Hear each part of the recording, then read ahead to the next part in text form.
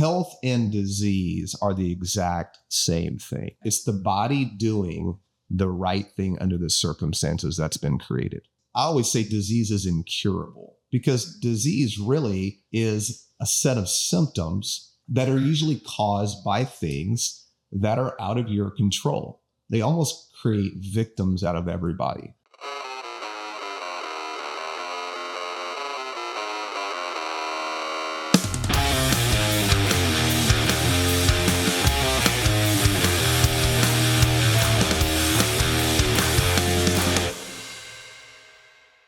Awesome. Thank you, Randy, for being here. Yeah.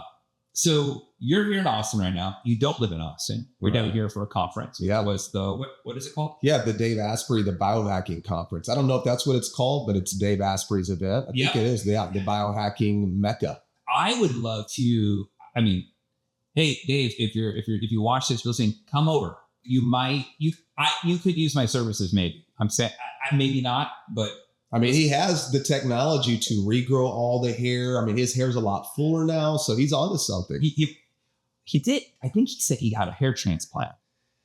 So that helps a lot. That does help. But he has natural strategies. There's some biohacking strategies. There was a whole booth there. I saw it. I mean, the hair looked phenomenal. I'm just curious about when he talks about with hair turning gray. Okay. And if he can figure out how hair turns gray, quote unquote, let's just talked about it. Kid, I just want to go back to being the little towhead I was as a kid. That's just me. Yeah. But so you're out here for the Dave Asprey thing, and we met at a movie screening. Yeah, we did. So my guest, Brian Sanders, Food Lies, had a private screening of the movie. I don't know. Did they change the name? It was Do No Farm, right? Yeah. Yeah. I saw a poster on Dr. Malhotra's social media. Okay. And I think they may have changed the name. Really? I didn't see that. Okay. I don't know. And so, so we met there. And over at the Sapien Center. Yeah. And that was the first time I've ever been to an event like that. Yeah. I've never been to a health and wellness event. That's my first health and wellness event. That was your first one? Yeah. I've been into health and wellness. Yeah. I have individuals, friends, clients, podcast guests who are very much way more into the weeds on that than I am. Yeah. I just like to pick the brains of people who are really into something that know a lot about it. And I just want to extract information that is relative to me in my life at that time. Mm-hmm. And then they're always going like, well, wait. And I'm like, no, cup's full. I can't consume any more knowledge. When I figure this out and start implementing these changes and I get bored or I need some, I will come back to you. Yeah. So I met you there and you started telling me a little bit about your story. Yeah. And, I think this is really interesting because I think what you dealt with, more people dealt with this than we'd like to really admit. 100%. And I've had friends affected by this. I've had family affected by this. And you have the particular exact cancer that you have or had. I should not have had. Sorry, past tense. But you started talking about your journey and how you sought a different road to remission. Yeah. And I find these things fascinating. I'm really into anything that's outside the borders of conventional because I found great success with doing things that were considered unconventional at the time. Yeah. And you give me 10 or 15 years and now I'm not considered crazy. It all comes full circle. I know. I was the only 15-year-old who had to get aluminum out of my deodorant. Wow, at 15. Yeah. I read a book by another conspiracy theory guy, and he's talking about the dangers of aluminum and fluoride and how they're neurotoxins. Yeah. And I looked, as well research as a 16, 15-year-old kid can do with the, dial-up internet. Yeah, impressive. And it did seem that these things are in a pure form a neurotoxin. Mm-hmm. And what I remember is that anything in small amounts that's poison will accumulate over time, will harm you. And I was like, well, why would I want to be knowingly taking something and ingesting it or applying it to my body? Exactly. And it just didn't make a lot of sense. And there's a phrase, if it doesn't make sense, it doesn't make dollars. Right. So I figured I'm just going to abandon ship. And it's hard to make sense out of nonsense. Is that what they say? Maybe. I don't know. Yeah, it's nonsense that way. Yeah, so I was just always on this perpetual journey. Before we started recording, we started talking about more like stuff. Yeah, we did. It's interesting. So tell me, like, you have an I don't know where do we begin? Yeah, it's so where do we begin with you? Let's start with you. So how about that? Let's do this. Okay, let's do this. So I want to go back to really, because everybody wants to know, because I was diagnosed with late stage cancer. Yeah. July 2010. Metastatic melanoma had spread to lymphatic chain, liver, stomach. They're giving me 2 months, 2 years, super aggressive. And here I am. And I'm a chiropractor by trade. Oh, wow. Okay. I didn't know this. Did you not know that? I did not know this. Okay. So I'd been in practice for about 8 years when I got the diagnosis. Okay. And if you looked at me then, you would think, okay, the guy looks healthy. I've always been very lean, very athletic, worked out, tried to be intentional with my life the best that I knew up to that point. Yeah. And I'm taking care of all of these people, running a very successful chiropractic wellness clinic. And then I get this diagnosis. And so at that point, you really start to question what the heck is going on here? Because like you said earlier, it isn't if, it's almost when, or somebody right now that is dealing with cancer directly or indirectly. Yeah. And I just thought that was something that was never going to happen to me. It's never you. It can't be until it is, right? Exactly. It's 100% you if you're the one who gets the diagnosis. Yeah. And so when I got the diagnosis, this is what really I want to communicate. And I hope I can do a decent job of this. I think you will. Because the thing that saved my life, and we can talk about what I did actually, where I went, the strategies that I used, they're fascinating. But what saved my life was I didn't subscribe to the disease model. So even using the word that you used earlier, remission. Oh, yeah. I reject that. Really? In a respectful way, because it was almost me admitting that maybe I had some type of a disease that now was no longer in its active state. Like those dormant. Yeah, like you've suppressed the symptoms of the disease and we're waiting until it comes back and now it's out of remission and now you're taking ownership of that disease process again. So like in your mindset, you have complete eradication of whatever was trying to harm you. It's not just quietly living amongst yourself. It's out, gone. It doesn't exist. It doesn't exist because I don't believe in disease. Well, we have a lot to unpack. Which means we got to start to figure out what we're going to do with the haircuts. Okay. Every photo I've seen of you, you're like really well tailored. You showed up. The most stress I've ever had anybody on a podcast. Okay. I'm convinced these are also your pajamas. So, so what's going on with your hair right now? Yeah, well, I'm liking some of the length on the top, just to kind of pull it back this way. Cool. So I don't know that I want to lose a lot of length at all. Maybe just more tightening things in from the sides, maybe, so I can still pull it back. Yeah. What do you think, man? You're the pro. I'm here. I mean, what hair I have left is in your hands. Well, not yet, almost. Now it is. Yeah. So, dude, you have a good head of hair. So there's nothing to worry about. I'm going to mess it up. Yeah, just tallow in there. I hadn't probably washed it in weeks. So that's fine. Yeah. Somebody's like, I haven't watched it. I'm like, I deal with cutting sweaty rock stars sometimes, like right after they get off stage. Yeah. There's nothing more gross than somebody who's been on stage for like an hour and a half, drenched in sweat. And they're like, hey, man, I'm ready for the haircut. And you're like, you kidding me?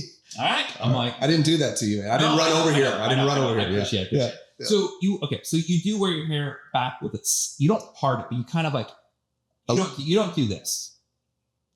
I don't do that. No, I wouldn't. I think what you have is a really cool thing going on. Yep. So really, what I see, I think the style looks great on you. You have really great hair for it, good coloring. It works great with tan skin. I would just kind of take this in maybe just a little bit. Yeah. And again, it's not about cutting your hair short. It's about kind of removing the bulk. Okay. So this doesn't get wider. Yes. Top. And that's what's happening right now. I'm getting this, like a clown, right? You're getting the afro out on the sides and it's smaller here. Funny enough, I had if that makes sense. Well, it does. And I had a hairdresser friend say, hair are a lot like people's bodies. They can only get so tall, but the width is endless. And I was really thinking about hair and people's body shapes. You stop growing at one point in life, but you can continue to grow wide. You can. With age. And if you let your hair grow, this will in some cases, it will look flatter because the weight's pulling it down. Yeah. But the sides have an ability to go. You got it. Yeah. Not going for that look. Me either. Yeah. So let's do that. Let's just focus on doing that. Okay. It's not really a lot of craziness to do. Yeah. And I would also just keep the hairline a little thick. I wouldn't fade this in. Yeah. I think having the one thing I would recommend. Yeah. Because this is probably the only time I'm going to be cutting your hair. So I'm just going to give my. Devastating right out of the gate. Well, you're in Dallas. Yeah. Nothing. I don't go that way down. But I would probably not create a hard line here in the back. Yeah. I would probably lift up your neck hair. Yeah. The lengths on the neckline, and then just make your neckline look more lived in. Yeah. But get rid of all, like, I call it the teen wolf that grows on the neck. So that part's nice to maintain. Okay. One thing that I think a lot of non-hairdressers, I don't even know if most hairdressers realize, that most of these Hollywood actors don't have these clean cut edges. Yeah. And they always go, why don't I look like a movie star? Well, because the person who's doing hair is making you look like you got lined up super clean and tight. Got it. That's the appeal to almost every male movie star, is that their hair is actually not super clean. Okay, perfect. So all right, that's what I need. Make me look like a Hollywood star. Come on. You already kind of look like you would be. You look more like I can see you more like a soap star, like General Hospital. I'll take that. That'd be the General Hospital Cairo. Okay, I like that. That'd be good. Yeah. You can do that. All right. Yeah. So there's hope for that hair, that hard line in the back of my neck. We can soften that a little bit. Yeah, we can break that up. Break it up. Yeah. I can't be walking around in Dallas, Texas with this odd hairstyle. I was in Dallas not too long ago. A lot of them have that. So I don't think anybody's noticing. Yeah. All right. So let's start where you left off. The disease does not exist. I've had several people in my life say, how do you feel about people who say that viruses and diseases don't exist and that they've never been proven medically? And I tell them, there's so many other things that I'm concerned about. This is the least of my concern. Yeah. I don't have a lot of free time to go through all the rabbit to really explore where this concept comes from. Yeah. I don't know where it comes from.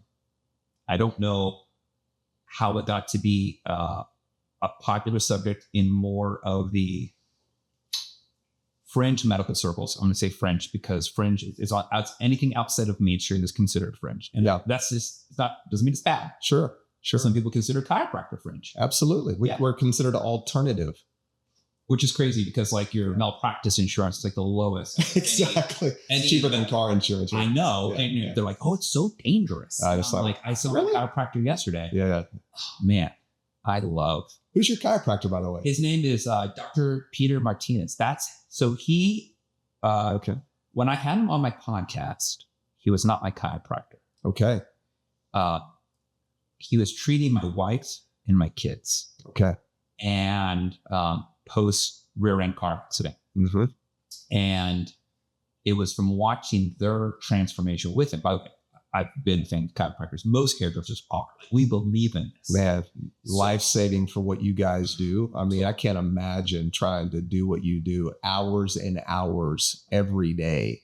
Most of it is because we were never taught how to actually hold our tools and stand. Okay. So it goes into the education of like, how does one do it? All right. So a lot of people will hold their stuff like this. Yeah. So your carpal tunnel's fucked. Right. And then they're all hunched over like this. Yeah. And so most people, I had one chiropractor client explain to me that like the average individual needs to do 2 days of back exercises to offset the day-to-day living of being hunched over a laptop to offset their shoulders being pulled forward. They said hairdressers probably need 4 days of back workouts to offset just 1 day of a salon. And that really made me go, okay, so what do I need to do? So like, I'm like, come on, I guess straight. There's a lot of core things, but I'm totally digressing. Peter's great. And I saw him yesterday and man, it's like, I wouldn't want to live life without chiropractic care. Although I'm retired now, I still get my weekly adjustment. I just can't imagine not getting checked on the regular. I can't either. I feel that like the negative comments that are said about chiropractic, it's like, I can also not disagree why they feel that way. Sure. If you're going to like one of these, like, I would put the equivalent of like a turn and burn set, right? Like nothing against like these like fast food chain haircut salons and chiropractor places where like there's these franchises you buy into. Yeah. But they come in, they do the same adjustment. They don't do any x-rays. They don't see where your muscle is. Mm-hmm. You're not doing any of these testing. So when you have that as your first experience as going to chiropractic, I can easily see how you go. Yeah. And I also think people like one adjustment is all you need. And it's not. Well, you mean, it's like brushing your teeth once, right? You're good. One workout. That's an amazing one workout. You're fine. Where's my abs? Exactly. I'm like, well, first off, abs are made in the kitchen, not the gym. Amen to that. That is true. That is true. So, all right. So disease, it does not exist. Am I wrong on that assessment? Is that the viewpoint? Let's unpack it, because there's a lot of layers to it. And I have gone down a lot of rabbit holes, probably some similar ones you've at least gone down on some level. You use the word, the existence of viruses or, diseases. So I think this is simple to understand if you think about it, where health and disease are the exact same thing. Okay. It's the body doing the right thing under the circumstances that's been created. Okay. So disease, I always say disease is incurable, because disease really is a set of symptoms that are usually caused by things that are out of your control. They almost create victims out of everybody. So I've got the 4 G's of disease. Would you like to hear these? Absolutely. All right. So no 5G? No 5G. We're going to go 4G. Very nice. Well played, sir. So the 4 G's of disease. So number one is going to be geriatrics, right? You even said it earlier. It's like when you get older, right? So a lot of people equate losing health with getting older. A lot of doctors do it. You go see your doctor. Well, you're 65 years old. What'd you expect? So geriatrics, you've got genetics. All right. So runs in your family, which, by the way, what can you do about getting older? We could listen to Brian Johnson. You can listen to Brian Johnson. And, look like a vampire. You could also find a time machine. Yeah. And then they don't exist yet that I'm aware of, but that's our next project.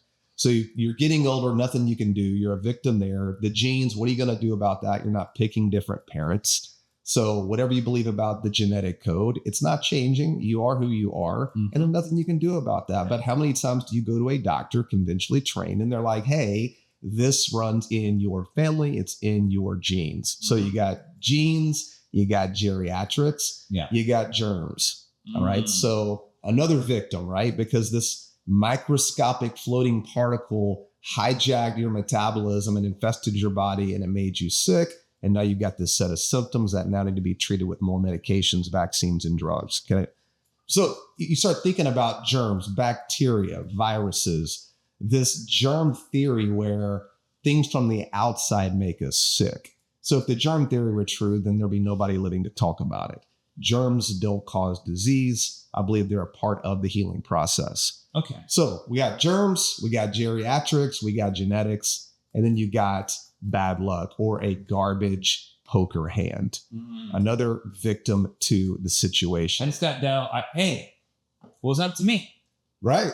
Hey, I have bad genetics. Que sera, sera. What will be, will be. Bad luck, garbage poker hand, bad genes, getting older.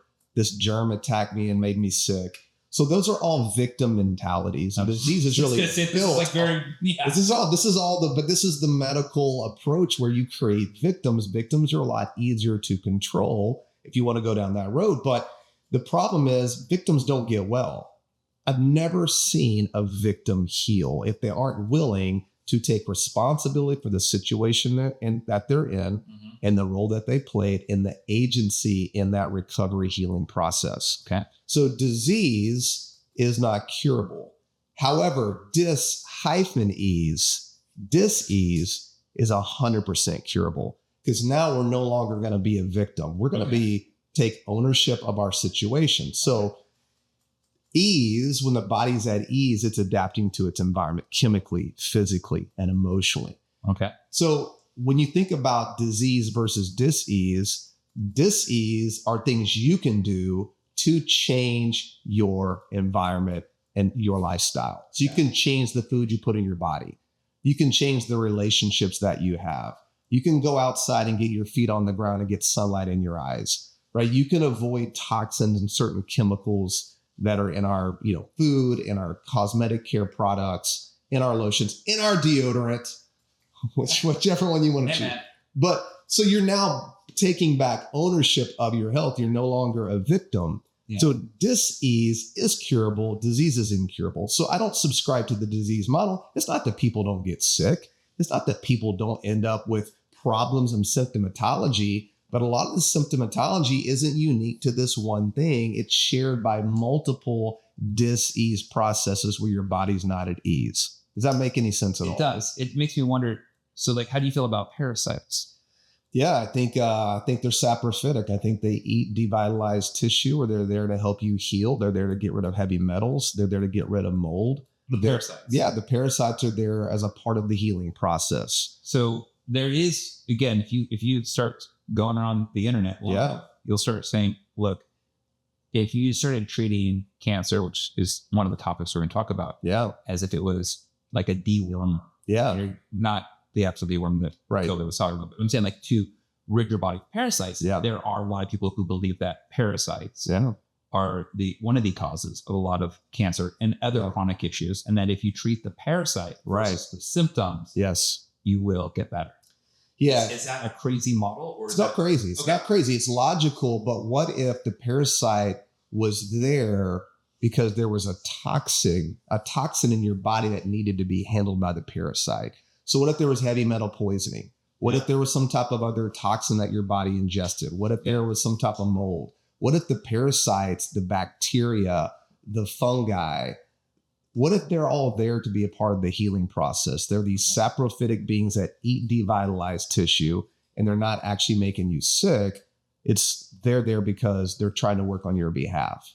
That's where my head goes, because I don't see germs as problems. I see them as part of the solution. Interesting. Yeah, because you can't nobody's ever isolated like a parasite or a bacteria and then given that to somebody and that made them sick. That's never been done. And if it's never been done, then that claim needs to be looked at as more of a belief, and it's definitely not science. I'm not saying I have the answers, but when you look at disease, sickness, and health, the goal is to create an environment where good things are more likely to happen. Okay. And the problem with disease is you're now treating and managing conditions and never getting to the cause. Because especially in Western medicine, what disease has ever been cured by a said drug? We've got, 100 years of medical care with not one cure and trillions of dollars, not one. Yeah. And, that would be the argument that this Western healthcare system doesn't have, to some individuals, the time backing, the timeline. Like we've existed, depending if you believe we're through creation, or evolution, we've been here a lot longer than 100 years. Absolutely. So how did we survive? Exactly. That's the most scientific thing I've ever heard in my life. It's like the modern medicine it's only been around for a very short amount of time. And then again, if you figure we've been around for, let's say 5,000 years. 5,000 years? Yeah, minimal. So the longest to, several hundred thousands of years. Sure. What did we use to do that? We didn't have penicillin. No. But we had, somebody told me this. I don't know if it's true, but it seemed to check out when so I'm like, that sounds about right. Yeah. It was one of those like grandma medicine things about chicken stock. Yeah. Like it's actual chicken broth and chicken stock. Yeah. Not when you buy it in the Campbell's can. No. You actually make it. Yeah. It has very similar properties to the makeup of like penicillin or something like that. Well, they call it nature's penicillin. For a reason. Yeah. But like they were saying, like the properties of these things are very similar. Again, it's not when it's been mass manufactured and processed with the chicken flavor. And it's like when you, like one of the guys here in town, I had him on my podcast. He's regenerative chicken. Okay. So when I get back from my trip, I have my chicken backs, my chicken feet, and I would be making, the chicken feet. That's a good source. So you get that. Yeah, exactly. We're going to make my chicken broth. I'm going to freeze it. So those days where I feel a little run down, I'll have it. But it's not that it's acting as an antibiotic. No. It's got collagen, glycine, hydroxyproline. It's got zinc. You've got things that support the body and give it nutrients and give it, amino acids that it needs to heal and repair. Yeah. An antibiotic, that's actually, anti means against, biotic means life. It's against life. So you're killing versus supporting. So the chicken broth is supportive to the body versus an antibiotic, which is obviously it's very toxic to the kidneys. The kidneys have to expel antibiotics within seconds, and you're hyperactivating your adrenals. So you're getting a huge dump of these catecholamines and adrenaline. So you may feel better, but your body's just doing everything it can to excrete it and get rid of it. So we're killing things versus supporting things. So that's a whole nother topic, but antibiotics and natural chicken broth. Yeah. I'll go with the chicken broth all day long. In fact, antibiotics was the very last drug that I ever took over 25 years ago. Really? I haven't had a drug in my body in over 25 years, not a Tylenol, not an Advil. I completely left the model. I recently did have some, could be protein, but it was also, it's mixed with codeine. Okay. I had a horrible headache, which people say the headache is saying that there's deeper going on. Of course. You weren't deficient in codeine. I was not deficient in codeine. No. And for people who don't know, like, I don't take pills. However, years ago when I was in Beverly Hills, some of the guys next to me, I said they woke up with this massive headache. It felt like I was hungover. Yeah. But I was not hungover. Right. And this will happen to me if I don't get enough sleep. I will almost feel exhausted. And I'm starting to read about like the effects of like taking like super amounts of creatine. Yeah. When you've been lack of sleep and how it changes. Okay. Have you heard about this? I know the benefits of creatine. I don't know that I know this. Apparently it helps you when you're like sleep deprived. Like if you don't get enough sleep, it actually helps temporarily. Just eat a steak. Like, well, I would do that anyways. Yeah, but, exactly. And he gave me this. And I was like, what is this? And he's like, oh, you would have never survived in the 70s being a hairdresser in Beverly Hills. I'm like, what do you mean? He's like, nobody asked what pills we were pulling out of each other's pockets. And I'm like, well, I am. I am going to ask. Yeah, I'm never going to drug. I'm going to try to keep it that way. Yeah. And it was basically aspirin with a little bit of codeine. Yeah. And man, if that thing didn't fucking get rid of that headache. Oh, sure. In like 15 seconds, it felt like. Yeah. And that was my last time. Yeah. Like 3 days ago. The key is you knew it. You made an intentional decision about what you were doing. You knew you weren't getting to the cause of the problem. I also needed to get through my day. I was like, sure, this is my Band-Aid. Yeah. Like I'm going to put a Band-Aid on it. And then like after that, I went crazy drinking coconuts and all sorts of other shit. I thought it was probably an electrolyte issue. Yeah. But I don't know. It definitely was. We know what it wasn't. It was definitely not a codeine deficiency. Vitamin C. Yeah, I mean, if you give drugs to a healthy person, it makes them sick. You can't give drugs to a sick person to make them healthy. And nobody's sick because they're deficient in toxic chemicals. Those are just basic foundational rules. But it's interesting because, you take the drug, the headache goes away, and observe, wow, I had a headache. I took this, it's gone. It must have worked. It must have worked. So that must be the cause of the problem, which we know it wasn't the cause. It was a treatment. That's why observations can be very tricky by the treatments that we provide to our body. Just like an antibiotic, you may feel better, but you may actually be forcing something deeper into the tissue by hyperactivating the adrenals. You get a pump. You pump adrenaline through your veins, you're going to feel a lot better. Oh, yeah. But you're not getting to the cause of the problem, and you definitely haven't solved the solution or gotten to the real issue. Totally. So that's where drugs are I left that model. I just never wanted to be on any medication ever again. And I grew up getting strep throat 2 to 3 times a year. Oh, go to the doctor, you get your antibiotics. And then I remember I was my first year in chiropractic school. I got strep throat. So right on cue, I go to the doctor, get the antibiotics. I come back and I take 1 capsule of it, and somebody knocks on my door, and it was some upper level chiropractic students. Yeah. And they were like, how you doing? What's going on? And I'm like, man, I'm sick. I've got this, strep throat, and I've got antibiotics. And like, they took it and threw it in the trash. They did an intervention. Threw it in the trash. They intervened for me. They're like, we're going to, you can't be popping these pills anymore. Yeah. You're no longer going to be a part of this system, dude. And that they said, if you don't get better in the next 3 days, we're just going to come by, get you checked, adjusted, let your body sleep, stay hydrated. And if you don't get well in the next 2 to 3 days, then we'll completely denounce our license and we won't even graduate. That's how confident we are. I'm like, okay. And I literally within 2 days completely healed up, didn't take the antibiotics. And I was like, that was the first time in my life at the age of 25 years old that I had ever gotten through something without taking a drug. And that changed my life. And I left the system, and I haven't taken anything since then. And being 51 now, over half of my life now has been drug free versus the first 25 years were on a lot of drugs. When I say a lot of drugs, prescription, over the counter, because drugs are drugs.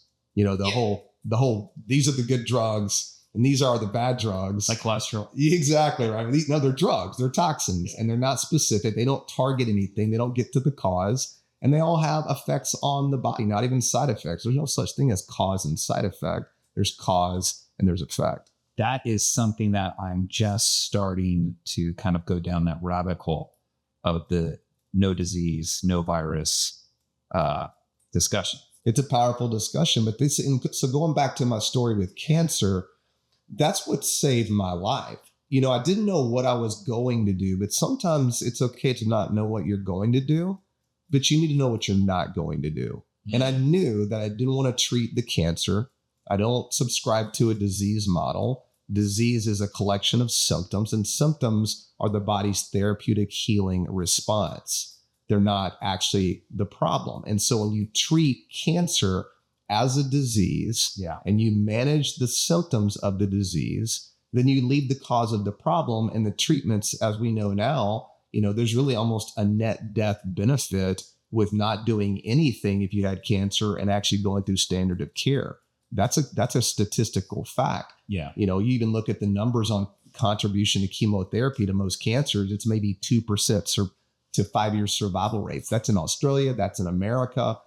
I mean, that's statistical random chance. It's not even that significant of a number. So I didn't want to poison my body. I didn't want to treat the symptom. I wanted to figure out where's the interference. Mm-hmm. What is the dis-E? So that was my journey, is taking ownership of this situation. What am I doing in my life that's causing me to be expressing this symptom known as cancer? So that is how the conversation started, with when I'm having these horrible thoughts in my head about maybe I'm going to die, you know, what am I going to do? Yeah. But I knew in my heart that the body is hardwired to heal, Tab. It is, man. The body is a healer. And that was the journey. Remove the interference, create a better environment. And I believed if I could do that, the body would adapt, heal, and the cancer would go away. I feel that that's a very easy concept to believe and buy into if you are a chiropractor. Okay. Because I've had many chiropractors as clients. Yeah. Friends with my former chiropractors that are, you know, still live in California. Yeah. And they believe that the body can heal itself. Yeah. Like the body wants, what there's a quote that I see in every chiropractor. The body needs no help healing. It just needs no interference. That's one. But the other one was about like what hurts the body can heal the body, or the moving the body. Oh, the power that made the body heals the body. It happens no other way. Exactly. Yeah. BJ Palmer. Yeah. And that I believe the reason most chiropractors would be able to be on board with this belief that challenges Western medicine is because they're not actually interacting with Western medicine. Yeah. So what are they doing? They're taking their hands, 2 hands, a table, maybe the little Y strap every now and again. I love the Y strap. It's good. especially when it starts at the base of the atlas and it goes down. You can feel it back. Yeah. When the farther it goes, ooh, I've had to hit the sacrum before. I'm not there yet. Yeah. I'm working my way. Yeah. And because you're doing you're helping people through I mean, I know they're precise, but if you think about it, it's like it looks more primitive in the sense that you're just pushing, you're just moving, because you're not using these fancy machines and you're not dialing things in. You're not scanning stuff with an MRI. Right. You're not drawing blood. You're not doing. But see, that's all the application though. So chiropractic is what saved my life, but it wasn't the adjustment. Yeah. It's what we just talked about. It was what was built into me to know that that God designed my body to be healthy. 1 John 4:4 in the Bible says, greater is he that's in you than he that's in the world. Even if you don't even believe in the Bible or in any type of a God or anything in that regard, it's an immutable law. If I cut your arm, you're going to bleed, you're going to scab, and you're going to heal. Yeah. Whether you believe it or not, you could point to your arm and say, I don't believe in God. I don't believe in God. I don't believe in God. Your arm healed. So it's not a belief system. It's an immutable law. It is a fact. And I would say that, young children really understand this, and they're not chiropractors and they don't have a degree, because just like a child, they see these natural phenomenons happening with their own body. They scrape their knee, it scabs, it heals. They can see that their body heals itself. You break a bone, you immobilize it. Next 6 to 8 weeks, it's actually healed and mended itself. Yeah. You get a splinter into your arm and your body starts to swell and build pus to get the splinter out of your arm. Your body's always healing. At doctors and this thinking of disease and outside in, whether you're a chiropractor or not, you look at the therapeutic healing response as a part of the disease, where I say, no, wait a second. The body's not doing the wrong thing because you have a fever. The body's doing the right thing. So I think it's how we invest and teach our children, because innately they get it. You were telling me stories innately about some of the decisions you were making as a kid, where you get it that, wait a second, my body doesn't need to be poisoned. Yeah. That my body does heal. And that's not a chiropractic, principle that exclusively. That's just a general life principle that all of us, I think, at some point believed, or it was just taken out of us because we grew up in a model where every problem we had a drug that we took to treat or suppress the symptom, which was kind of my childhood. Yeah. I mean, I grew up in a very conventional childhood until really about like my teenage years. And I really contributed to watching the X-Files. The truth is out there. Yeah. And I don't say that jokingly. Yeah. I really was like, okay, like I fell into all of these more tinfoil hat conversations because I was obsessed with UFOs and aliens. Yeah. And so that turned and if you look at a bookstore and they sell the books on alien abduction and Area 51, they're all right next to the metaphysical section. So you start just by like osmosis, like truly being right next to the metaphysical, you start looking at all of these other books, these other things that are not actually connected to my interest in aliens. Yeah. But they're in that same department. Sure. So like I never got exposed to like fantasy books because, Lord of the Rings was on the other side of the bookstore for me. Yeah. For me, it was like, where's he aliens? Cool.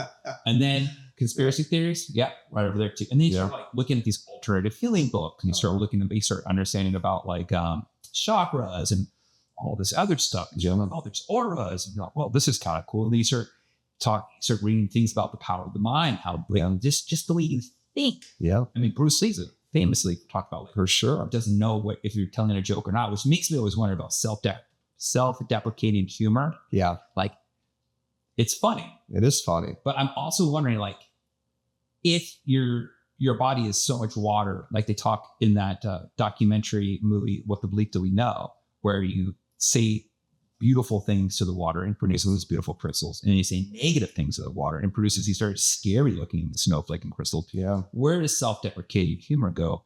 Because if the body doesn't know if it's a joke, the body just hears the words, right? Their spells, right? I'm telling you, you need to connect with Joseph Anu from Hanga. He talks about how words are spells. Yeah. He talks about it. You and him are like, I'm telling you, so far, like, I think he would really, like. You gotta connect us. I will. Yeah. And, So I just kind of look at things and what was it? There's a guy who's just on Joe Rogan, Hal Puthoff. Are you familiar with that guy? He was ran the Hal Puthoff. Okay. Yeah. He ran the remote viewing programs for the CIA. Okay. And he was talking. Interesting. And he was saying one of the things, I'm going to paraphrase, that the higher up they got to the food chain, like the DOE and the CIA and all that, he thought they'd get more pushback about, hey, these people are able to see things and blah, blah, blah, blah. Yeah. He said it was the exact opposite. Okay. And they had this belief or this hypothesis that those who made it far in life, entrepreneurs, leaders, what do they all say that got them there? They trust their gut. Mm-hmm. And he believes that these people in these positions of like power or leadership positions in like the government, they have to make these judgment calls. And they said that they just trusted their gut. And when you're trusting your gut, you're tapping into some small primal way of what these remote viewers were able to do. And so it makes me always think about, you hear about manifestation and trust your intuition. the body can heal itself. The body knows what to do. We just are always trying to. Yeah. I mean, our thoughts are more powerful than reality. It is a fact. It's crazy. Yeah. So this is the kind of shit I fucking geek out. I love all this stuff. That's one of the reasons I left the country too, because I had to protect my thoughts, because you've got everybody operating from a place of fear and operating from a mindset where they look at the cancer as something that needs to be treated, that it's a disease process that is going to kill me, which, by the way, you start looking at this, cancer really doesn't kill you unless it's cutting off blood supply to an organ or it's maybe occluding a breathing passage. Yeah. Cancer is a metabolic adaptation. Your body is doing the right thing under the circumstances. So, my melanoma, my body, I believe, was pushing it out of my body, out of my back to form that lesion on my back that was removed. And then, of course, 6 months later, I'm up in Spain fighting for my life. But I shouldn't have messed with it because the body was doing the right thing. It was walling it off. That's really what tumors really are. I'm so glad you brought that up. Yeah. There's so many people who said I was fine until I had it removed and then it spread. And imagine you have a water balloon and you're it gets popped. Yeah.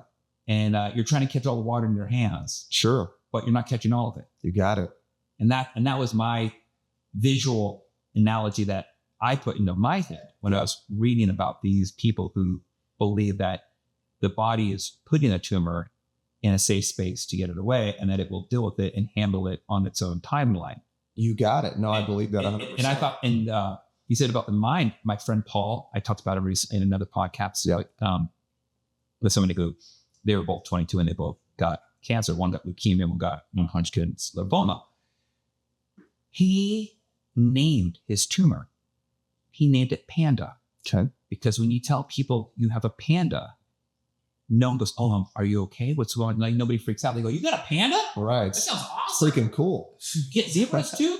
And so he named it Panda. Okay. And before the meme culture, everybody on MySpace, we were goofing around. And they'd have all these fight panda. That was the slogan, to fight the panda. Okay. It was there's these memes of this military dictator panda. Yeah. And we just had to defeat the military dictator panda. Right. And he survived. He has no cancer, all that, but his numbers were dangerously low at one point where we actually thought that was his last birthday. Yeah. That was it.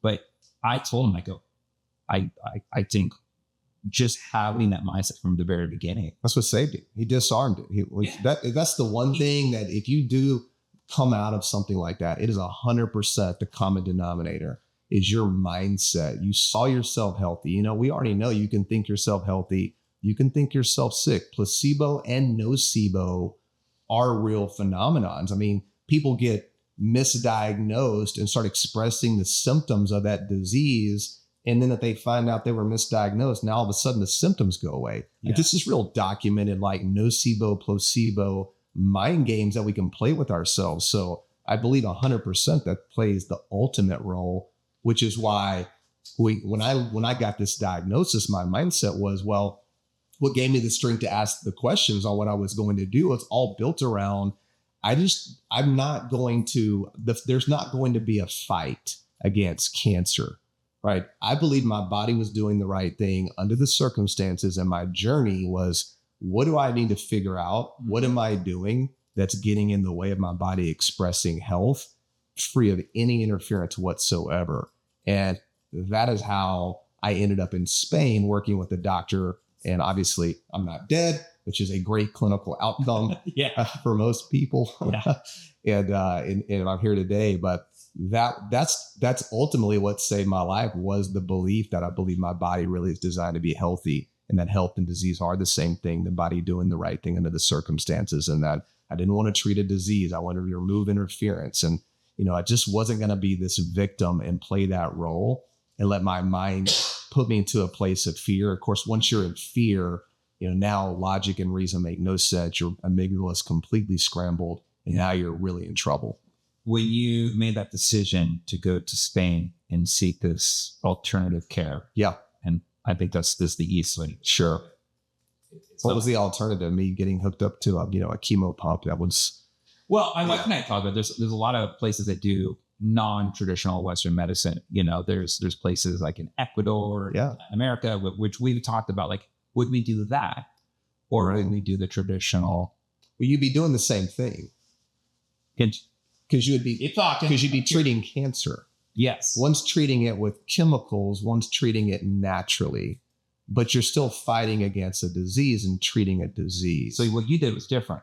Yeah, I think treating disease is where you get in trouble.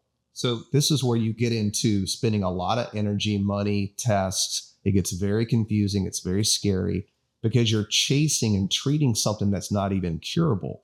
You have to get to the cause of the problem. So what was your cause of that problem?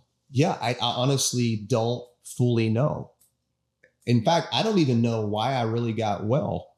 Really? If I had to be honest, I can give you my theory and my idea around it, but so I'll go to Spain. All right. Yeah. I'm not wanting to treat the cancer. I'm wanting the doctor to treat me. Okay. So he said, what I'll do will not kill you. We're going to do some therapies and treatments with you to detox your body, to help bring more oxygen and more nutrients to your tissues.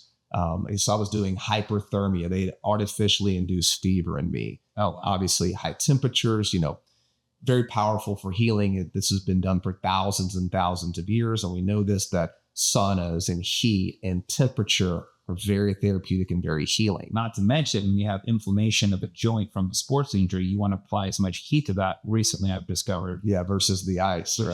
Which is the worst thing you can actually do. Yeah, because it stops it. You're stopping the body from healing. Yeah. And this is where the idea that, when you have inflammation in the body, it's trying to heal itself. Yes, that's the therapeutic healing response. And the first thing the doctor says is you got to ice it. It's like, well, why would you want to stop the body from healing and doing what it's supposed to do? It's kind of like the swelling getting the splinter out. The swelling isn't the disease process. That's the therapeutic healing response. So you want to support that. But so that was so I was doing hyperthermia there. I was using ozone therapy. I was doing a lot of frequency medicine, like bioresonance. I don't know much about that. Yeah, so everything has a frequency. This is kind of like Tesla's work, the healing arts, light, sound, energy, frequency, vibration. Okay, because there is in music, there's this belief of like a natural tuning. Absolutely. Before you get to 440 tuning, which is standardized in like about 40s or 50s. Yeah. And that apparently I was listening to some audio recordings of Beethoven was writing all of his pieces in natural tuning. Yeah. We'll call it that versus 440. And things do sound different. Yeah.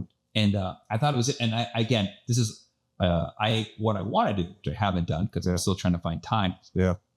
Is I want to tune one of my guitars to this frequency. Wow. And I want to play the songs that I love, that I find to be infectious. And I want to see, do they sound any different to me? Do they rest? Because there are big guitars that I own that produce a different sound.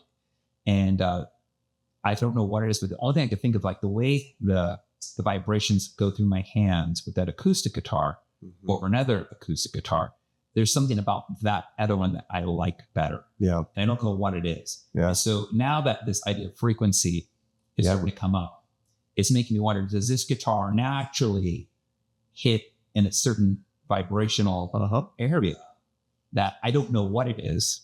Yep. And if I can discover that, like when I say tuned, not to that, like when I tune and go, this sounds really good. Yeah. I don't know what it would be, but I need to figure it out because it makes me wonder. Yeah. And that's the type of tuning I was doing. That's insane. When I was using bioresonance treatments, because you've heard of Rife frequencies? No. So they're more destructive frequencies, which can disrupt and remove, where bioresonant frequencies more tune and harmonize. Okay. But it's all frequency medicine. So I'm using these frequency medicines. So would that be like a sound bath? Yeah, I mean, it's frequency. Like all those people in like Santa Monica that are doing these sound bath get-togethers at the beach. Pretty cool, right? Pretty amazing. I mean, it sounds healing and therapeutic to me. And it was the most annoying thing. I've never done it, but I wouldn't be opposed to it. I was looking forward to it. Yeah. Truthfully. Didn't enjoy it, huh? No, because it was outside, and I'm not kidding. It had nothing to do with, I think, that was a sound bath. It was just that there was a construction site down the road. No. And like you hear this, and you hear beep, beep, like the truck coming back, and like all I could. Yeah, you can't blame the sound back. No. Yeah. But all I remember is hearing construction stuff. Yeah. And so, you're like, wasn't that relaxing? Like, non-therapeutic frequency. Yeah, not healing. It was not healing. It was very hard for me to get to not hear the construction. Yeah, I even had a magnetic healer, another person work on me while I was there. Pretty insane too, because they would come in and place these magnets, where obviously we have a biofield where it's very powerful when you can begin to change and maneuver these type biofields on your behalf and download this information. And so these magnets being placed on my body was changing my core temperature to make me freezing, to make me sweat. And nobody's changing the thermostat in the room, but it was powerful how you could influence that. It was just a whole life-changing experience for me to be over there. But the whole time, really the goal was never we weren't treating a condition. We weren't treating tumors. We weren't treating cancer, because I had tumors all through my lymphatic chain. Yeah, that's not good. We weren't treating any of that. We were just getting the body into a place where it could adapt again, chemically, physically, and emotionally, changing my environment. Mm-hmm. Now, the reason I say I don't know if that's why I got well is because it's hard to science the human body. It's hard to really know. But I also was on a beautiful beach in southern Spain. That is a mirror. Feet in the sand, sun in my eyes, sun on my skin, eating local natural foods and fish and raw cheeses and raw milks, and eating nutrient dense foods, getting out of my stressful life that I left when I was in practice 8 years into practice. My practice was a beast. Like, it owned me. 80 hours a week, 7 days a week. My feet were taped to the bicycle. So I'm in a stressed out place. My father just died 2 years earlier, who was just just a great man, a hero to our family. Seeing the grief of my mom, my other two brothers, all of that collided. And so me just leaving my life and going over there obviously could have been just as valuable, if not more valuable, than any of the treatments I got. But I definitely didn't do anything to treat the cancer. I didn't do anything to treat a condition. I just wanted to get my body into a place and change the environment so I can begin to heal and adapt. And that really is why I'm here today, is I believe if you diagnose and treat disease, whether you do it naturally, through functional medicine, through alternative, through conventional, I think that's the wrong road, because we're really treating something, or we're fighting something that isn't really the cause of why we're having the problem to begin with. It's interesting, because the more you talk about this, the more I keep thinking about the way Gary Brecka talks about the way, like, you don't have with this problem, you have a methylated problem. It's like the body's not functioning optimally. And what you're doing to it, you're preventing it from actually functioning. Like, you're trying to step on the gas, but you have the emergency brake on. Like, you're never going to be able to really see what the body can do if you're doing all these other things that are preventing it. Yeah. And I know that's not exactly it. I like the analogy. I know it's not the exact analogy that makes it's not a carbon copy you can cross over completely. Yeah. But in an abstract way, for somebody who's not deep in the weeds of it, who's just starting to get into this deeper and been listening to what Gary Brecka has been talking about for a while. Yeah. And because I do have that MTHFR gene, and I don't have, there's several different ones. How do you know that you have it? Well, according to my genetic testing, we've never even sequenced out the human genome, just for the record. Okay. Well, I hate to throw a monkey wrench into your genome. It's fine. However, later I could talk to you about some interesting things of different doctors and different fields that talk about how they feel that certain things interacting with that gene are expressed in children. Yeah. So I'll just. It's too topical for YouTube. Let's just say that, or not Spotify, but I'm going to put it on all platforms. So, but it was interesting because the certain things that he talks about, the methylation process, when we've given those to our kids, we do notice a change in behavior. Sure. And it's the same B12. One is methylfolate versus the folate versus standard stuff. And you start noticing there's a difference. It shows like, let me get this up. But hang on. Yeah, and that's really the angle that the cancer industry has even gone down. And there's this genetic mutation, and that there's a lot now being utilized, even in the alternative and the health freedom space with genetic testing, and kind of goes back to my 4Gs of disease, and it runs in the genes. And I just find it hard to believe that many people are genetically mutated, that they have to take a certain supplement for the rest of their life. That's a hard for me to get there. I can get behind it, because if everything that we're consuming now is so far removed from where it should have been thousands of years But that's a different conversation. Hang on. Yeah. If you're exposed to all these things and it's not integrating into your body the way it should, then I would say, like, hey, we need something to help process the stuff out of our body. That is where I can get behind. I can get behind that, but that's a completely separate conversation. Totally. Yeah, that's not gene mutation. No.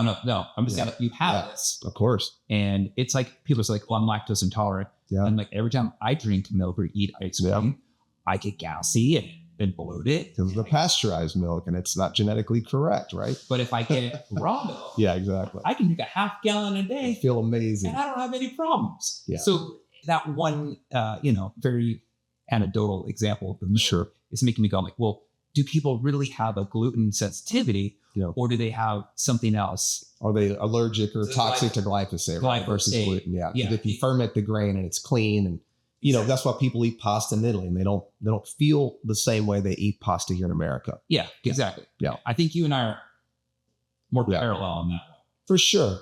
Yeah. The conversation about genes it's very complex, but at the end of the day, that creates more of a victim. And I'm just don't subscribe. I mean, I want to smoke out all victim consciousness. And that's the biggest thing that you have to learn how to do if you're really going to be healthy, is you have to now take ownership of your health. You can no longer outsource it to anybody else, because ultimately it falls on your lap. It is your responsibility. And I think we can no longer stick our head in the sand and just trust other people's opinions, when health really isn't even that hard if you think about it. It's really putting nutrient-dense real food in our body. We were talking about, I love the longevity space, but I'm still waiting for the 120-year-old longevity person to show us what they did, versus these 40, 50, and 60-year-olds talking about longevity. Yeah. And I've been guilty of it as well at 51, but my great-grandmother lived to be 100 on no medication. And she had a pig farm. They rendered animal fat, and they had chickens, and they milked cows and drank raw milk and churned butter. And it was a different time, but it wasn't that long ago. And nobody had gene mutations and needed supplementation and processed food. And seed oil obviously wasn't pervasive in everything that they ate. They were just really outside, feet on the ground, around nature, around animals. Yeah. Everybody sat down, had community. They really enjoyed life, and it was simple. You weren't always listening to a podcast. You weren't always downloading your brain with information. Sometimes you were just quiet and you were just observing. And I think there's a lot of beauty in what we can learn from what our ancestors were doing, that produced a different result than we're getting today. I mean, our kids, we only have one TV. I love it. And lost all the use of that TV for the next week and a half. What'd they do? Well, when they start watching TV, they become a little bratty, let's just say. Okay. And it's like they were watching Full House, which is, great show. Great show. Great show. But if they sit and watch too much TV, their attention span becomes shorter. They just become a little bit like, I'm like, all right, we're going to go on a bike ride. No, I am like, look, the bigger ordeal you make, the less you're going to get of it. Yeah. That's just how it works. If he said, okay, let's go on a bike ride, we'll be fine.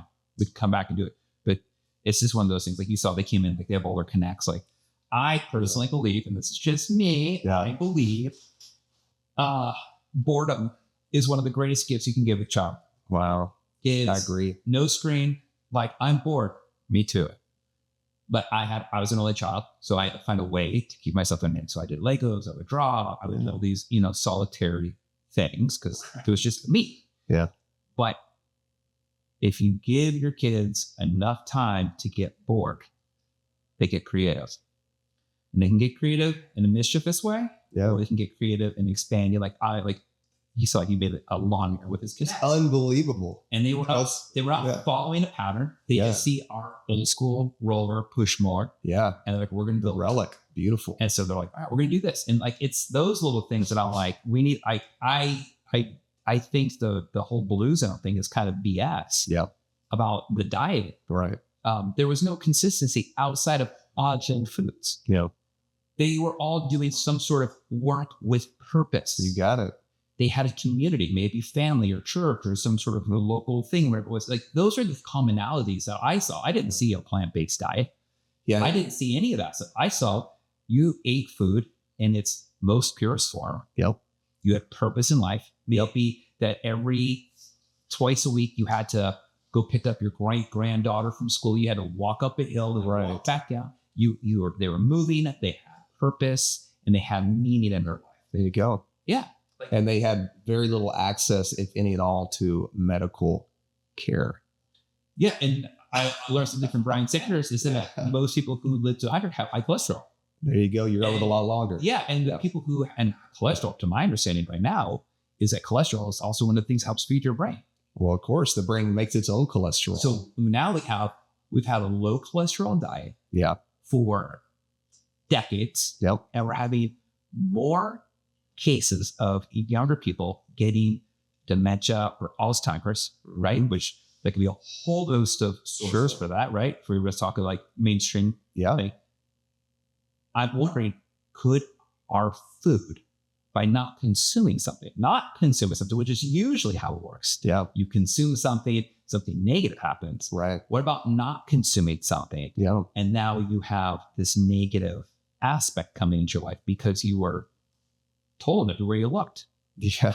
Low cholesterol, low fat. The attack hit in the early 90s with the low fat thing for sure. I jumped into that world. I was eating no fat Twinkies and, skim milk and thinking I was doing something healthy at, 18 years old. And now looking back on it, it's crazy. But yeah, they use that fear and they drive these campaigns, as we know, to control. And then of course now, somebody owes us an explanation because everybody's on drugs. Yeah, heart disease is worse, cancer is worse, obesity is worse, chronic disease. We're in a full-blown epidemic. We have more doctors, more hospitals, more research, more drugs, more medications.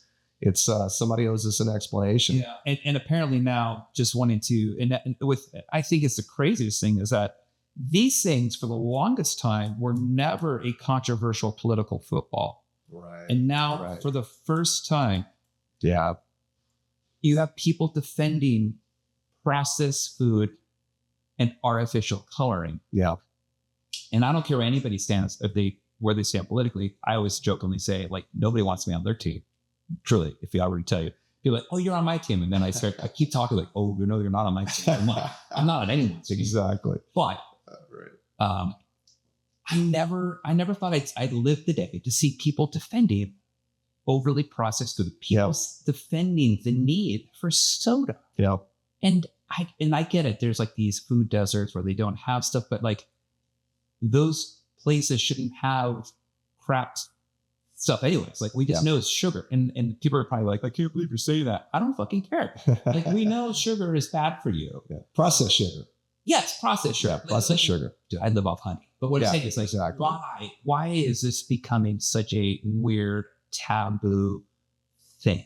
Yeah. How's it been politicized? Like why? How can we all not agree that we should be giving our children and the adult population of people nutrient-dense, bioavailable, real food nutrition? Yeah. That's hard to believe that that's even a question. But, I remember even, it's money. It's money. I mean, that's what it boils down to. I mean, the large food company who I think is actually on the culture war of this, who's going to come out ahead is Pepsi.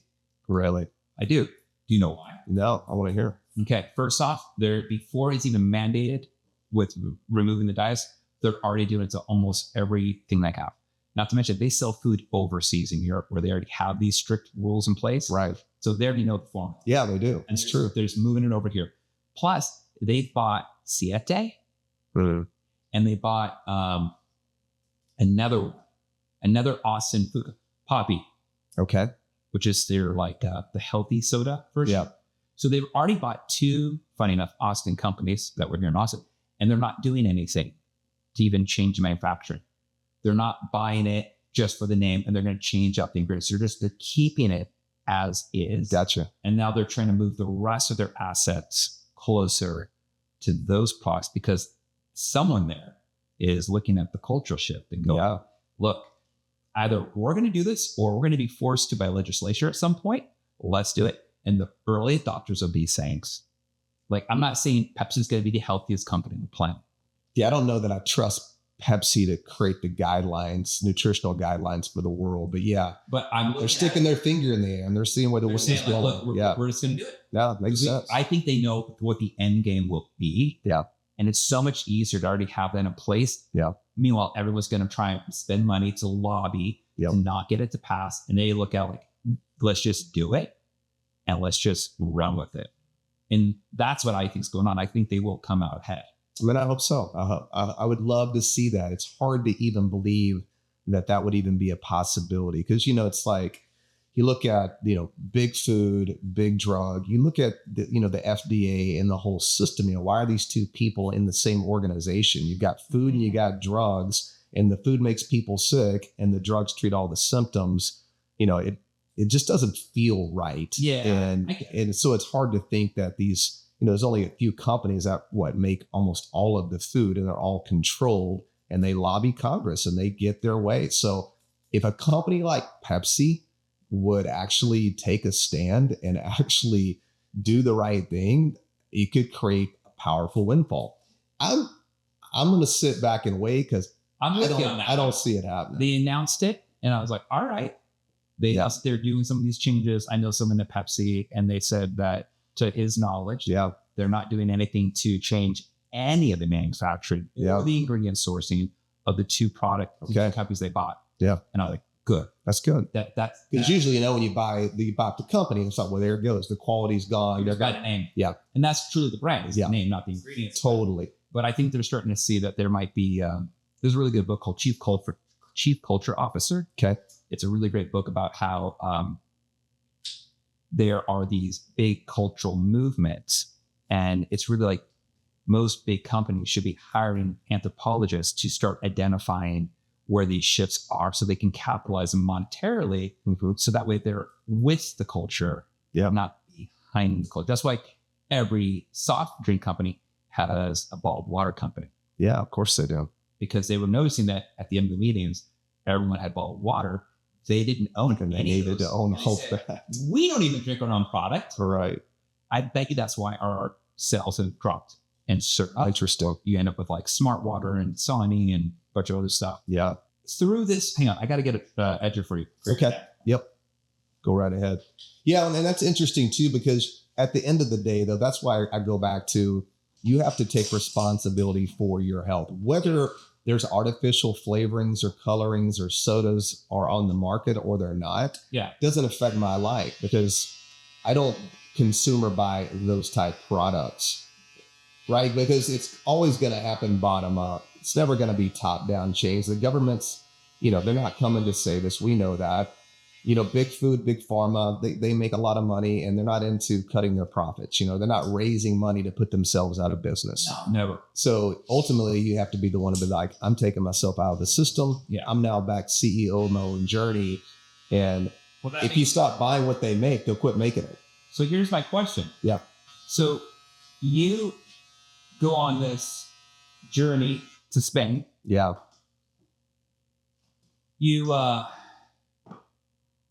Is that what started the inspiration for your company? Yes, it is the genesis. Yeah, because you look at it, I go over there, hoping I'm not going to die, but I started realizing very quickly that this is way bigger than not dying. That God was doing something there and showing me that wait a second, if you can overcome late stage cancer metabolically without treating a condition and changing the environment, there isn't anything the body can't heal from. Okay. So that's where the wheels were turning, started diving super deep. My best friend and business partner, Dr. Rob Vasquez, was over there with me, helping pray for me, take care of me, keep me well adjusted and support me through that process, a very, very scary time in my life. But we both just dove deep. It's like, man, we got to go back and do something that's going to have it a different impact, still teach the principles of chiropractic, which we love, which we know the body's designed to be healthy. But now what can we do to create a metabolic system, really a technology that people can follow to really take back control of their health, to lose weight, to reduce inflammation, to detox their body, to regain the health that they're supposed to have. And that was really the start of Happy Healthy and our metabolism journey.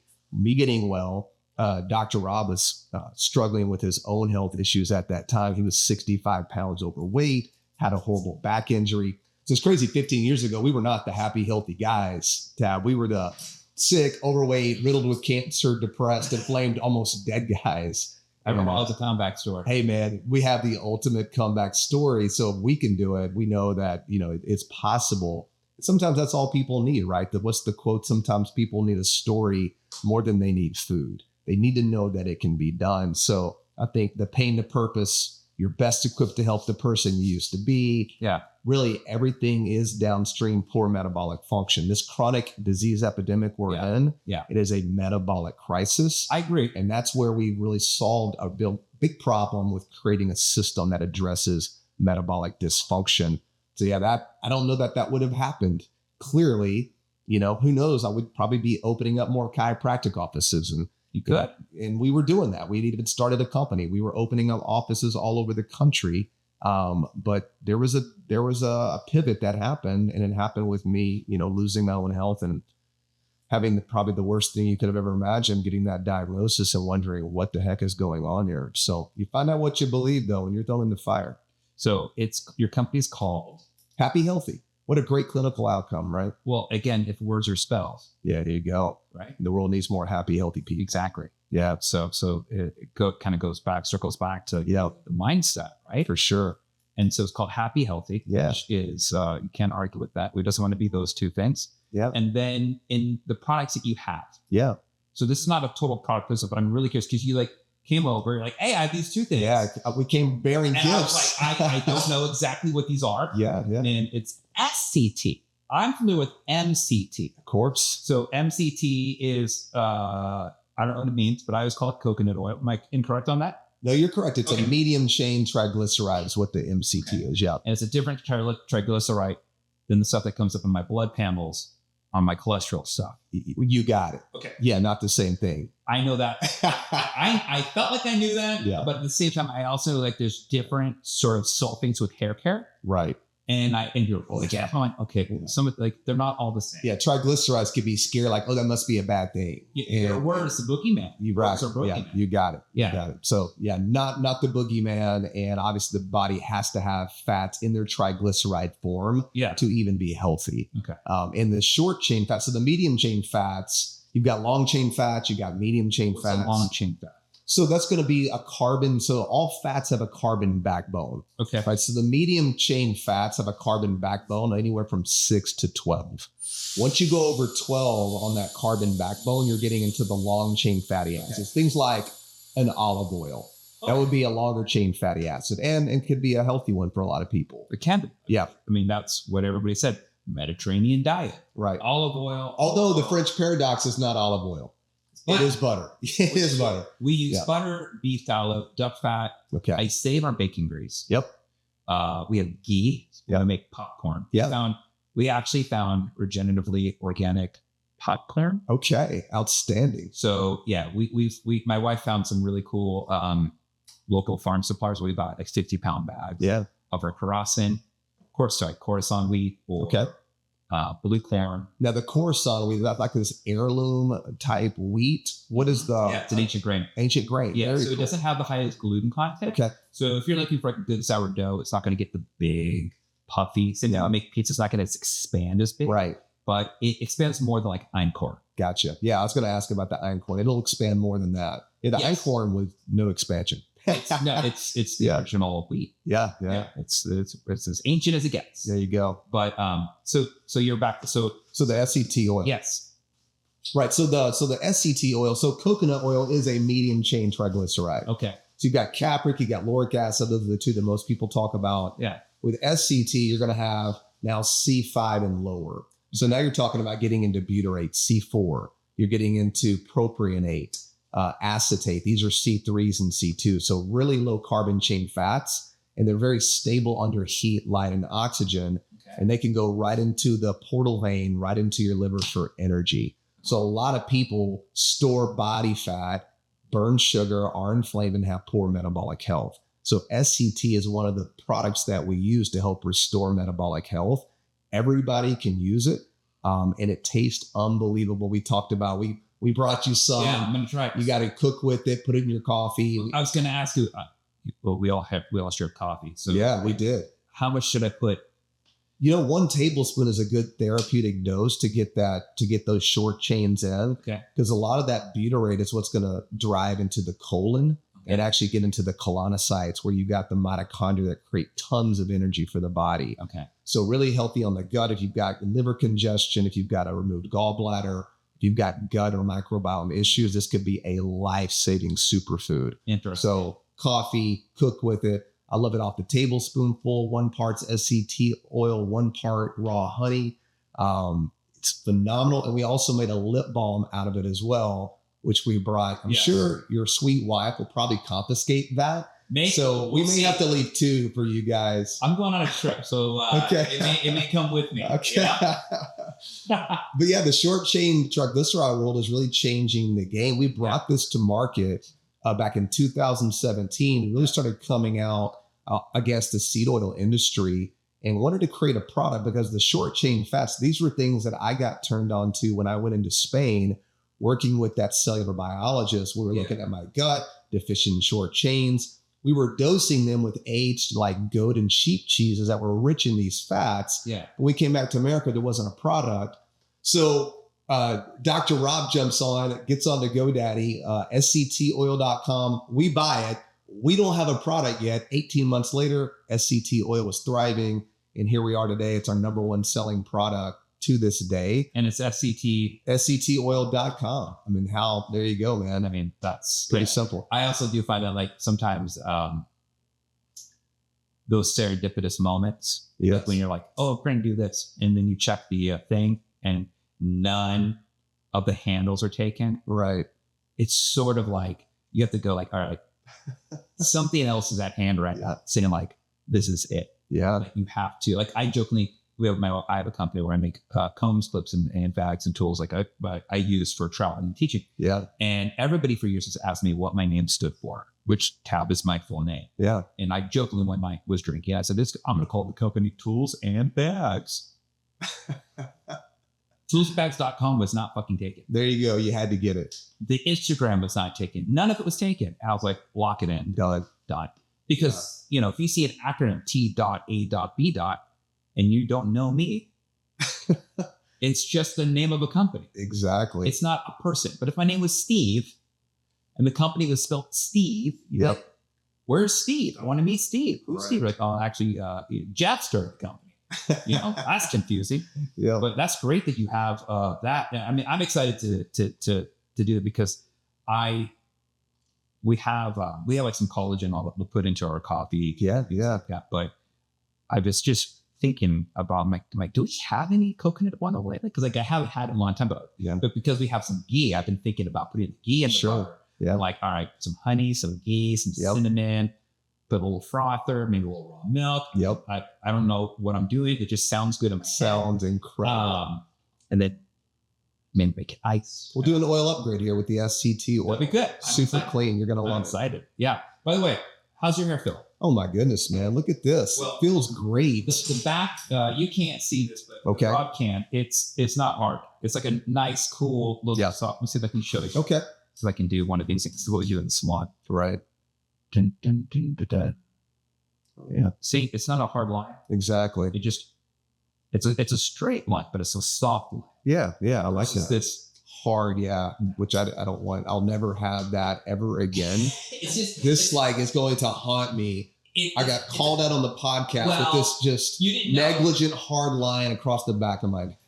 The thing is that most people don't know what they look like from the back. Yeah. Nobody knows what they look like from the side. And I think a good hairdresser should be looking at someone outside of what they see. We're like, I get it. You see this. Like, totally. Like when I'm doing certain haircuts, I'm moving the head around to see if there's anything that's bulging out. Right. I want you to look right. So when you see your head move, totally, it looks 100%. It's genius. And since you're not having these hard, crisp edges and you have the beard, you keep this scruff. It's like, why do you want to have something like you don't have one of those crazy line up beards? It's a very natural, well-groomed, but not overly groomed. Yeah, definitely not overly groomed. It's a little rough around the edges. Yeah, it's very Texan. It's not like Miami. Very Texan. You know what I'm talking about? Miami. Yes. They like painted on. It's even crazy. the hairline, it's just like all just chiseled in.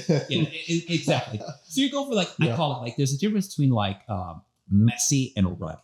Okay. And I think rugged is a very handsome look. It's just very classic. If you look at like why Clint Eastwood was so cool to both men and women, it was rugged.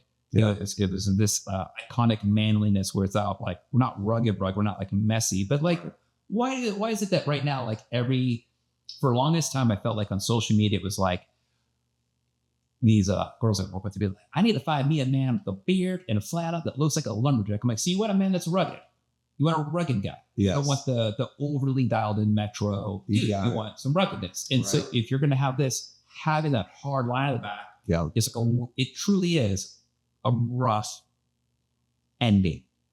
It's like smooth and all that. And it's more authentically me. You know, I'm a Texas guy. Are you born and raised Texan? Born and raised Texan. Yeah, the whole time? No. Small town, Northeast Texas, Texarkana, Texas. I was in Heath like 2 weeks ago. Yeah, Heath, Rockwall. My brother's family lives in Rockwall, right there where Heath is. I just saw a sign out that way. So yeah, beautiful. Yeah. So I'm more out that Northeast Texas. Okay. You know, but I do dress more Italian and a little bit metro, but I've got a rugged feel. I'm a cowboy at heart. I grew up riding horses. I like to get my hands dirty, you know, so that's more of who I am. So I like the look of the way you described that. That seems like that's my brand. I wouldn't even say you're doing metro. Metro to me is like a completely thing. That's like wearing, you know, pants that are 2 sizes too skinny. A jacket you can barely button up. If you breathe, the button pops off. You know, you watch enough of these like Love is Blind dating shows, which is, I think my wife and I like watching those shows because it makes us feel so much better about like we have no drama in our life. And we also have other married So y'all are baking drama into your life. No. What's great is you get to watch it. Yeah. And it can't interfere with your life. Okay. You're like just a spectator. Yes. You're like, wow, people go through this. Yeah. You're laughing too bad when you like look at their stuff. Well, yeah. And, but some of these dudes on these, I'm particularly Love Blind. I'm like, who fit these dudes with suits? They're like, you would have if they didn't have if they had a scuba tank on their back, you would have thought they were wearing like a wetsuit. Are you serious? I've never seen the show. They're well, it's brain rot, pure brain rot. Okay, not gonna do it. Don't do it. Don't worry, I will not bake that into my life. I'll let y'all handle all the drama here in East Austin. We're gonna keep it here, baby. Well, we did start watching a show called Blown Away about glass blowing. That was fascinating. Well, that sounds a lot more interesting and more productive. Well, I had a business trip years ago to Tacoma, Washington. Okay. I did not know that Tacoma was like the second place in the world for glass blowing outside Italy, which I think there's a rivalry between Venice, which is like the Venetian style of glass, and also like the glass blowers in Milan. Okay. They were telling me in Tacoma. So Tacoma is like the number 2 in the world for glass blowing. And they have all these glass blowing shops. Wow. And so you walk into these hot shops and it's hot, like really, really hot. Yeah. And I didn't know anything about that. So I spent all day trying to find an opening so I could glass blowing. Yeah. Couldn't do it. They were all sold out. But watching this show, there's so much artistry. So you're fascinated with it. Have you been to Grapevine, Texas? No. They actually have classes. They're showing you how to blow the glass in downtown Grapevine. It's phenomenal. Have you've probably been? Yeah, dude, it's unbelievable. I would like to. I would love to do something like that. I think it'd be cool. Check that out in Grapevine. I will. Yeah. I realize that when it comes to making things with my hands, I would do pottery. I like anything handmade. Yeah. I'm cutting hair. I know. Chiropractor. My hands, the healing, the art, connection, philosophy, the connection, the energy. I mean, hands are healing. They're powerful. Awesome. It's so crazy how the power of touch can either relax somebody or make them get uptight. Yeah. It's amazing. You can sense it.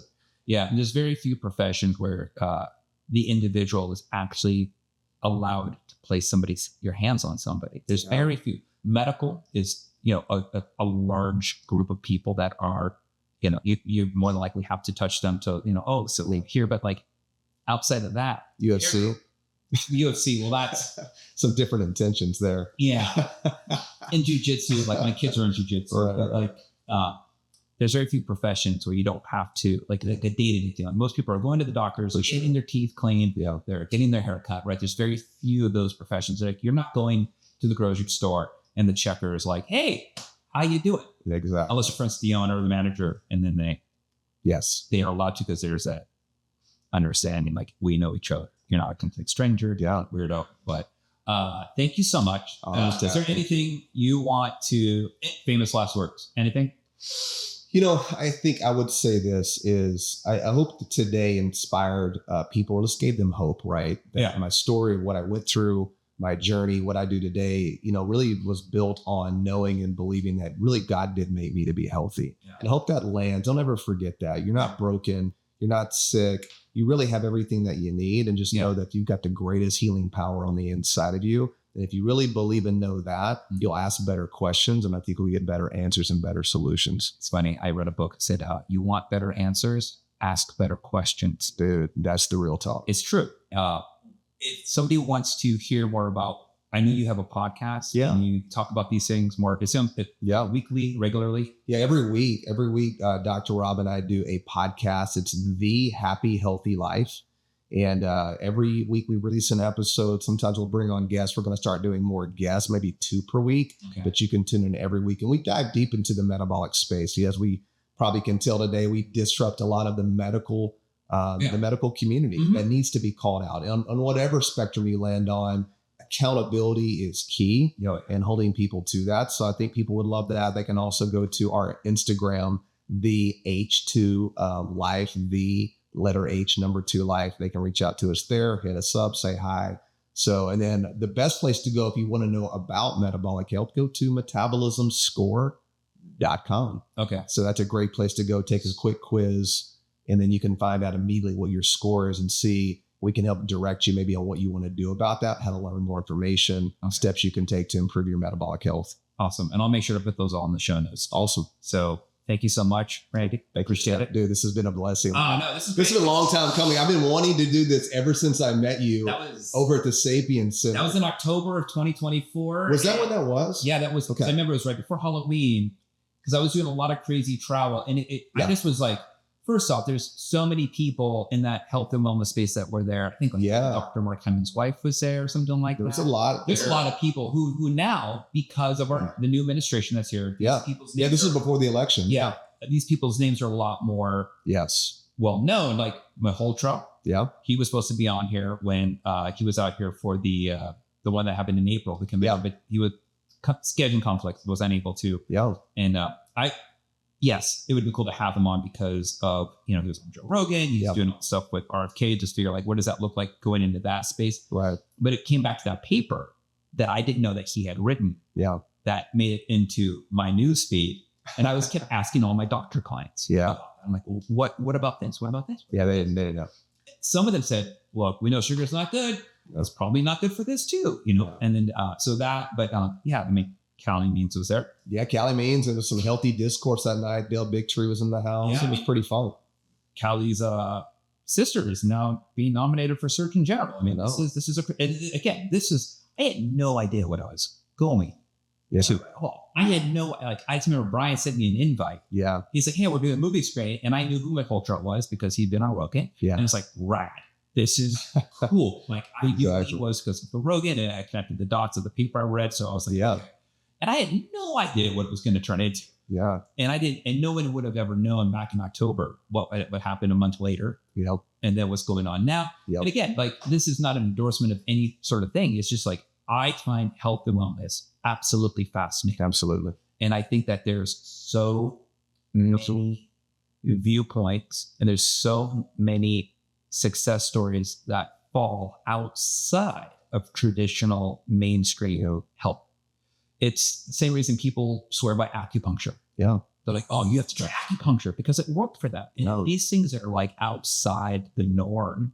work for someone and you know that person and you trust that person, you're more open to maybe giving it a shot. Yeah, let's get more of these type stories out there. That's what right? Yeah. I think you're doing a good job of that. I'm trying. Yeah, no, you are. You're doing a great job with it.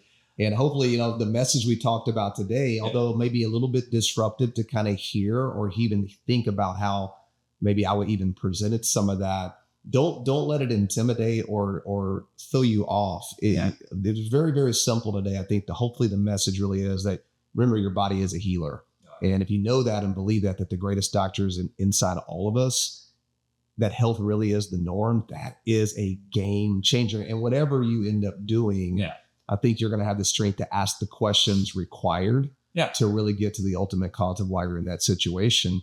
And let's create more of those opportunities to help people get out of this medical trap that they're stuck in, this merry-go-round that keeps them stuck with more diagnosis and more drugs and more treatments. I think we've got enough of that. We've kind of seen how that's played out for over 100 years. I think people are tired of it and people are ready for a change. And more people now are ready, I believe, to want to take control of their health again and stop outsourcing it out to people who make money when you are sick. Yeah. My chiropractor said we don't have a healthcare system. We have a sick care system. 100%. And I think we could just keep going. I know, right? All right, Sam. Later. Bye.